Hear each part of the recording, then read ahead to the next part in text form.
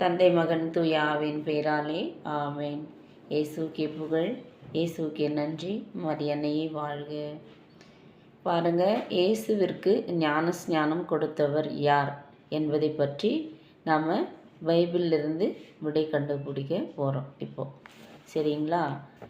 3ஆம் அதிகாரம் மத்தேயு 13 மற்றும் 16, 17. அப்பொழுது யோவானால் ஞானஸ்நானம் பெறுவதற்கு இயேசு கலிலேயாவை விட்டு யோர்தானுக்கு அருகே அவனிடத்தில் வந்தார். இயேசு ஞானஸ்நானம் பெற்று ஜலத்திலிருந்து கரையேறிய உடனே இதோ வானம் அவருக்கு திறக்கப்பட்டது. தேவ ஆவி புறாவை போல இறங்கி தம்மேல் வருகிறதை கண்டார்.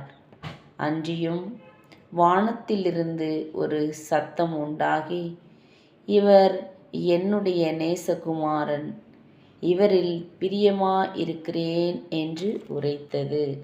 ஆமேன். இயேசுவுக்கே புகழ், இயேசுவுக்கே நன்றி, மரியன்னையே வாழ்க. தந்தை மகன் தூய ஆவியின் பெயராலே ஆமேன்.